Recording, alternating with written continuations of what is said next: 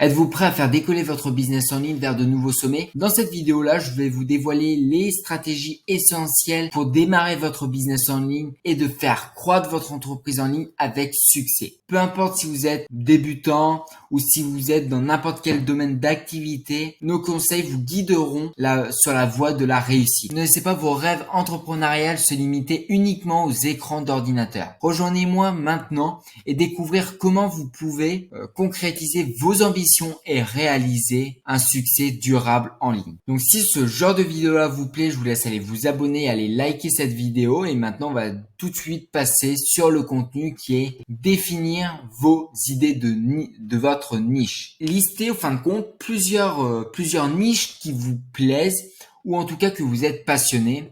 Commencez toujours par la passion.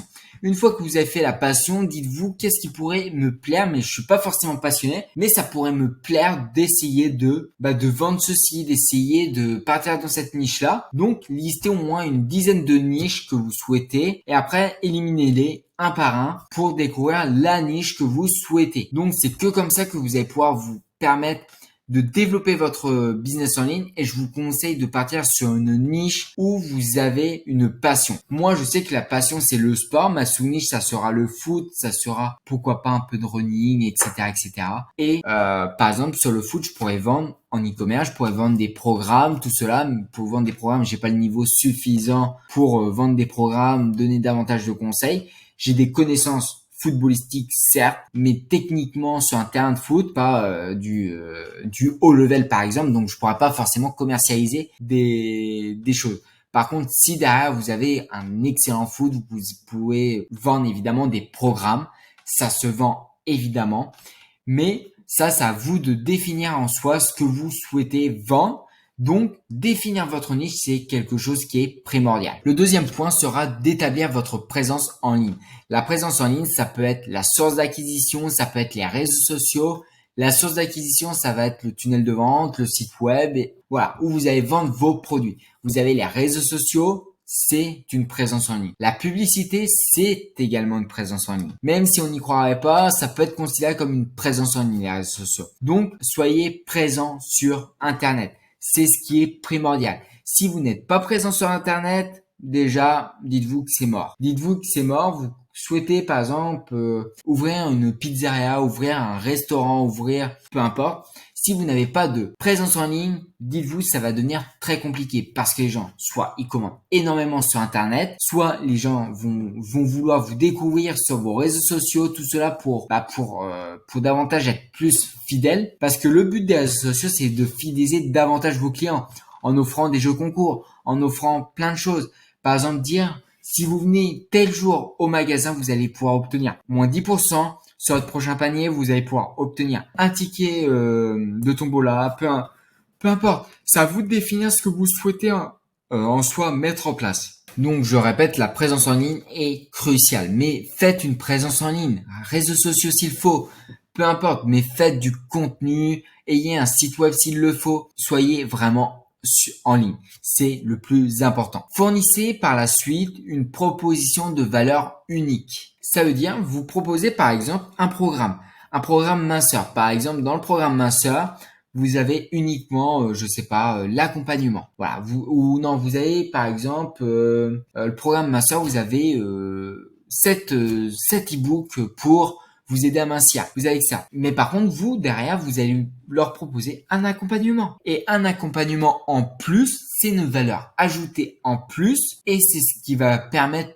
de se dire au client, attends, cette personne-là me propose uniquement 7 livres, mais celle-là me propose son temps. Certes, du temps que vous allez prendre, mais le temps, c'est quasiment que dalle que vous allez consacrer au client, c'est juste pour lui répondre à ses questions. Donc, vous allez pouvoir avoir un conseil, leur donner des conseils davantage, et derrière, c'est comme ça que vous allez davantage fidéliser vos clients, et la satisfaction client sera encore plus forte que si vous avez juste cet e-book. Parce que peut-être avec cet e-book, la client ou la cliente n'arrivera peut-être pas à développer son business en ligne. Donc, moi, c'est pour cela que je vais vous conseiller à tout prix de proposer une valeur ajoutée en plus. Donc, ça peut être un accompagnement, ça peut être des choses en plus, ça peut être offrir un truc en plus, peu importe. trouver votre valeur unique par rapport à votre business en ligne. Vous pouvez également établir des partenariats et des collaborations avec des marques par exemple. Ça, je sais que ça peut vous aider, ça peut aider grandement les entreprises à développer leur entreprise. Ça, c'est un peu obsolète pour moi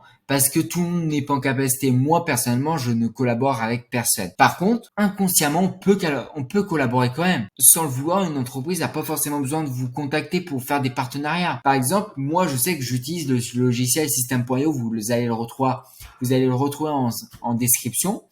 Donc ça, c'est un partenariat. Sans le vouloir, c'est un partenariat. Donc, mettez des petits partenariats comme ça va vous faire gagner peut-être pas beaucoup, mais ça peut, sur le long terme, ça peut vous faire gagner beaucoup d'argent. Même si c'est 20 € tous les mois, vous cumulez 20 € tous les mois pendant un an, c'est pas mal, c'est énormément d'argent. Donc voilà, essayez de trouver des partenariats comme ça. Vous avez plusieurs choses. Vous avez ClickFunnels, vous avez ClickBank, je veux dire. Vous avez System.io, vous avez un TPE, vous avez plein de sites comme ça que vous pouvez trouver, des partenariats, ou sinon vous pouvez contacter évidemment des personnes. Alors moi, ça dépend de ce que vous vendez. Moi, ça sera plus des logiciels évidemment, mais pour certains, ça dépend. Donc, fournissez, établir, je veux dire, des partenariats et des collaborations si c'est possible. Si c'est pas possible, c'est pas grave, mais dans l'avenir, essayez de collaborer une fois que votre entreprise commence à graviller les échelons. Et une fois que vous avez fait tout cela, normalement, votre entreprise sera pérenne sur le long terme. Et c'est ce qu'on veut tous en tant qu'entrepreneur. Ensuite, ça sera de suivre les tendances et innover.